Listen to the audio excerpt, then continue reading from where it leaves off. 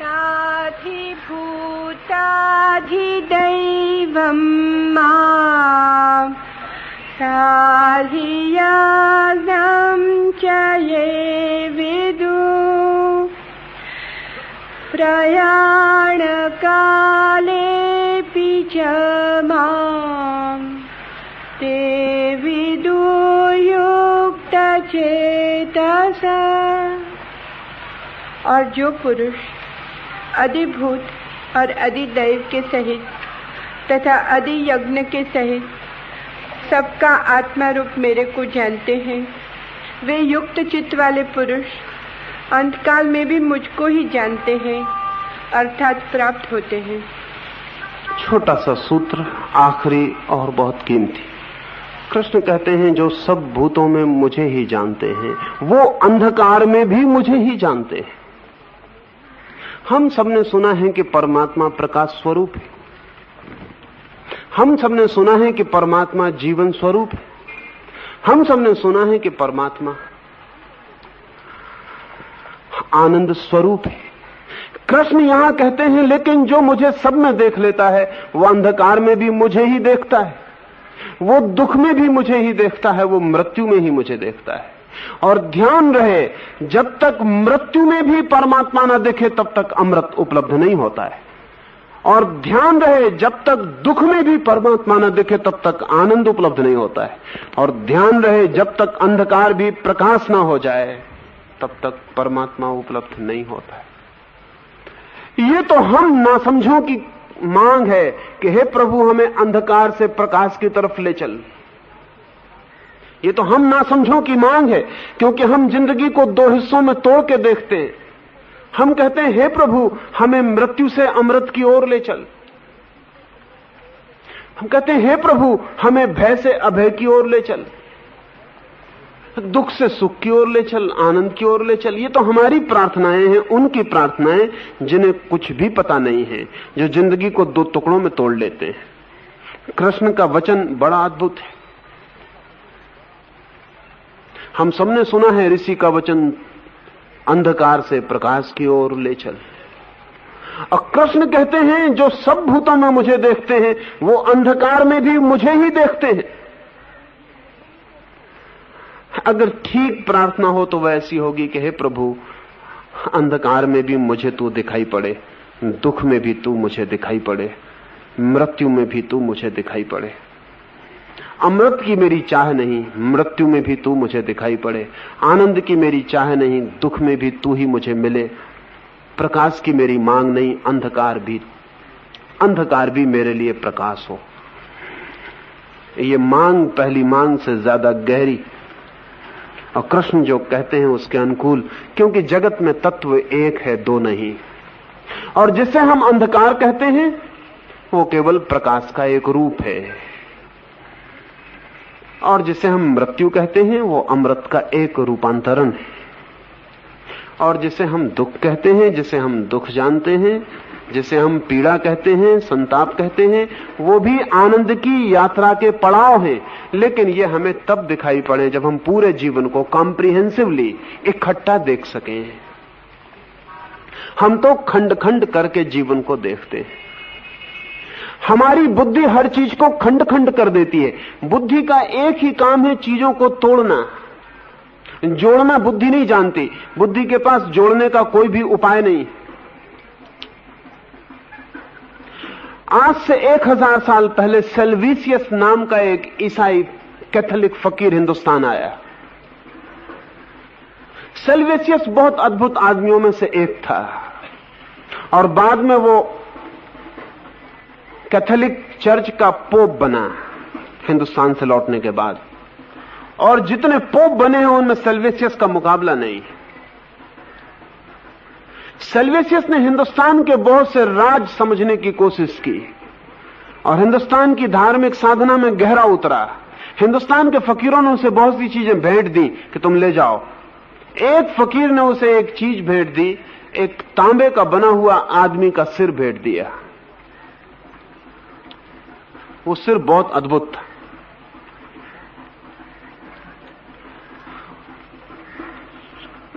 एक बड़ी से बड़ी रहस्य और मिस्ट्री उस सिर के साथ जुड़ी। उस सिर से कोई भी जवाब हां और ना में लिया जा सकता था। उससे कुछ भी पूछे वो हां या ना में जवाब दे देता था। वो था तो सिर्फ तांबे का सिर, आदमी की एक खोपड़ी पर चढ़ाया हुआ। वो अद्भुत था। सेल्वियस ने 1000 तरह के सवाल पूछे और सदा सही जवाब पाए। पूछा कि यह आदमी मर जाएगा कल कि बचेगा? उसने कहा मर जाएगा। उसने कहा कि नहीं तो नहीं मरा। न मालूम क्या क्या पूछा और सही पाया। सेल्वियस बड़ी मुश्किल में पड़ गया। उस फकीर ने कहा था लेकिन एक ख्याल रखना, बुद्धि की मान के कभी इस सिर को खोल के मत देखना कि इसके भीतर क्या है। लेकिन जैसे जैसे सेल्वियस को उत्तर मिलने लगे वैसे वैसे उसका मन बेचैन हो लगा। उसकी रात की नींद खो गई। उसको दिन भर चैन न पड़े, कब इसको खोल के देख लें, तोड़ के इसके भीतर क्या है। वो बामुश्किल हिंदुस्तान से जा पाया कि रोम पहुंचते ही उसने पहला काम यह किया कि उसको तोड़ के उसको खोल के देख लिया। उसके भीतर तो कुछ भी न था, एक साधारण खोपड़ी थी, कुछ भी न मिला। सेल्वियस बहुत दुखी और परेशान हुआ। आज भी उस सिर के टुकड़े टूटे हुए वेटिकन के पोप की लाइब्रेरी में नीचे दबे पड़े। आज भी और भी बहुत सी चीजें वेटिकन की लाइब्रेरी में दबी पड़ी हैं जो कभी बड़ी काम की सिद्ध हो सकती हैं। सेल्वियस बहुत रोया, बहुत पछताया, बहुत जोड़ने की कोशिश की, सब जोड़ा जाड़ा, लेकिन जवाब फिर ना आया।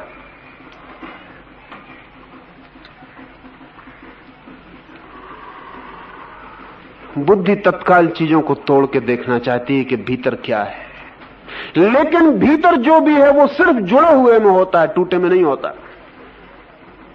जिस चीज को भी हम तोड़ लेते हैं उसकी होलनेस, उसकी पूर्णता नष्ट हो जाती है, और जीवन के सब रहस्य उसकी पूर्णता में। इसलिए विज्ञान कभी जीवन के परम रहस्य को उपलब्ध ना हो पाएगा, क्योंकि विज्ञान की पूरी प्रक्रिया तोड़ने की, एनालिसिस की, विश्लेषण की है। चीजों को तोड़ते चले जाओ। इसलिए एटम तो मिल गया, आत्मा नहीं मिलती। एटम मिल जाएगा, वो तोड़ने से मिलता है। आत्मा नहीं मिलती, वो जोड़ने से मिलती है। विद्युत के कण मिल जाएंगे, इलेक्ट्रॉन्स मिल जाएंगे, लेकिन परमात्मा नहीं मिलेगा। इलेक्ट्रॉन्स तोड़ने से मिलते हैं, परमात्मा जोड़ने से मिलता है। कृष्ण बड़े से बड़े जोड़ की बात कर रहे हैं। वो कह रहे हैं अंधेरा और प्रकाश मैं ही हूं, जीवन और मृत्यु मैं ही हूं, सृष्टि और प्रलय मैं ही हूं, और जो सब भूतों में मुझे देखता है वो एक दिन अंधकार में, उसमें भी जो अप्रीतिकर मालूम पड़ता है, मुझे देख पाएगा। और जिस दिन अप्रीतिकर में भी परमात्मा दिखाई पड़ता है, उस दिन क्या अप्रीतिकर बसता है?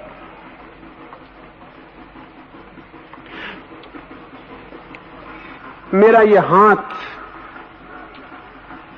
किसी को सुंदर मालूम पड़ सकता है। इस हाथ को तोड़ के सड़क पर डाल दें, फिर ये बिल्कुल सुंदर नहीं मालूम पड़ेगा, बहुत कुरूप हो जाए। आपकी आंख किसी को सुंदर मालूम पड़ सकती है, निकाल के टेबल पर रख दें तो दूसरा आदमी आंख बंद कर लेगा। ये ना करिए। क्या बात क्या है? आंख सुंदर होती है जब शरीर की पूर्णता में होती है, अलग होकर कुरूप हो जाती है। हाथ सुंदर होता है जब शरीर की पूर्णता में होता है, अलग होकर सिर्फ गंदगी और दुर्गंध फैलाता है। ये पूरी जिंदगी, ये पूरा विराट एक है, और जब कोई इसे एक की तरह देख पाता है तो वो परम सौंदर्य के अनुभव को उपलब्ध होता है। वही परम सौंदर्य, भागवत सौंदर्य, वही डिवाइन ब्यूटी है। लेकिन हम तो सब टुकड़ों में देखते हैं, हम पूरे में तो कुछ नहीं देख पाते। वृक्ष को हम देखते हैं तो सूरज को नहीं देख पाते, हालांकि सूरज और वृक्ष जुड़े हुए। सूरज को देखते हैं तो जमीन को नहीं देख पाते, हालांकि जमीन और सूरज जुड़े हुए हैं। रात देखते हैं तो दिन को नहीं देख पाते, हालांकि दिन और रात एक ही सिक्के के दो पहलू हैं। प्रकाश देखते हैं तो अंधेरा खो जाता है, अंधेरा देखते हैं तो प्रकाश नहीं होता, हालांकि दोनों एक दूसरे के पहलू। आदमी कितना कमजोर है, कभी आपने ख्याल किया? एक छोटे से नए पैसे को हाथ में लेके कभी आपने कोशिश की कि दोनों पहलू एक साथ देख ले? तब आपको पता चलेगा आदमी कितना कमजोर। एक छोटे से सिक्के के, एक पैसे के दोनों पहलू आप एक साथ नहीं देख सकते। जब एक पहलू दिखाई पड़ता है तब दूसरा खो जाता है, जब दूसरा दिखाई पड़ता है तो पहला खो जाता है। इसलिए जो बहुत तर्क में गहरे उतरते हैं वो कहते हैं कि जब किसी ने आज तक देखे ही नहीं दो पहलू एक साथ, तो यह कहना कहां तक उचित है कि पैसे में दो पहलू होते हैं? क्या पता नीचे का पहलू बचा हो, अब तक ना बचा हो। क्या पक्का है? अनुमान है सिर्फ कि नीचे भी पहलू होगा या नहीं होगा, क्या पता है। आदमी की बुद्धि पूरे को नहीं देख पाती, दी होल, वो जो पूर्ण है नहीं देख पाती। आदमी की बुद्धि खंड खंड करके देखती है। खंड खंड में सब सौंदर्य खो जाता, खंड खंड में सब चेतना खो जाती, खंड खंड में सब सत्य खो जाता। असत्य के टुकड़े ही हाथ में लगते हैं, असुंदर कुरूप। कृष्ण कहते हैं जो सब भूतों में मुझे देखेगा, सब भूतों में देखना शुरू करें।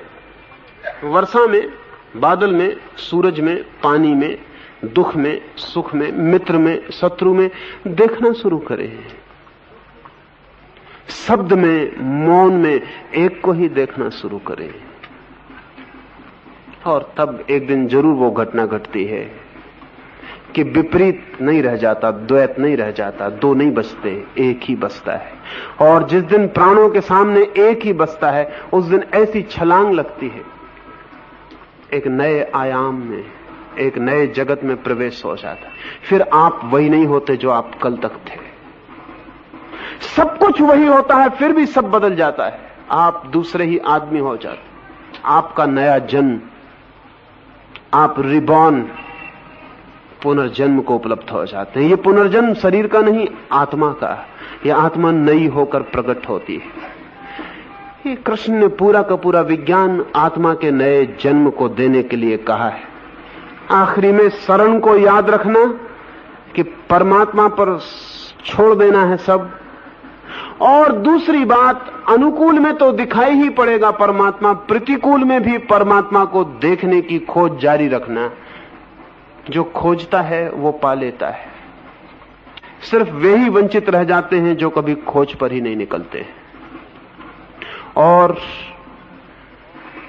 कृष्ण जो कह रहे हैं, जितना कहने से कहा जा सकता है उतना वो कह रहे हैं। लेकिन कुछ है जो चुप होकर ही जाना जा सकता है। 10 दिन तक निरंतर मैं आपसे बात कर रहा था। अब मैं चाहूंगा कि 10 दिन, कम से कम 1 घंटे, 10 दिन मैंने आपसे बात की। 10 दिन आप इस गीता ज्ञान यज्ञ को और जारी रखना अपने घर पर, 1 घंटा रोज। अब आप चुप बैठ जाना है, और जो मैंने आपसे कहकर समझाया है और समझ में ना आया होगा, वो उस 1 घंटे की चुप्पी में आपकी समझ में उतरेगा और गहरा होगा। ये गीता ज्ञान यज्ञ आज समाप्त नहीं होता। आज सिर्फ गीता ज्ञान यज्ञ शब्द से समाप्त होता है, मौन से शुरू होता है। कल से आप 10 दिन कम से कम 1 घंटा मौन में बिता देना। सुना है मैंने, एक अमेरिकन यात्री एक पहाड़ की यात्रा पर गया था, बड़ी मुश्किल में पड़ गया। गांव में कई लोगों से उसने बात करने की कोशिश की, लेकिन किसी ने कोई जवाब न दिया। सांझ को कुछ लोग एक कुएं की पाट पर बैठे थे, तो वो भी जाके बैठ गया। उसने 2-4 दफे बात चलाने की कोशिश की, लोगों ने देखा लेकिन चुप ही रहे। फिर उसने पूछा कि क्या मामला है, क्या इस गांव में कोई कानून है बोलने के खिलाफ? बोलते क्यों नहीं हो? Is there any law against speaking? फिर भी थोड़ी देर चुप रहे लोग। फिर एक बूढ़े ने उससे धीरे से उसके कान में कहा, there is no such law here, but up here people speak only when they feel that by speaking they can improve upon silence. तभी बोलते हैं जब उन्हें लगे कि बोलने से मौन के ऊपर कुछ कहा जा सकता, अन्यथा नहीं बोलते।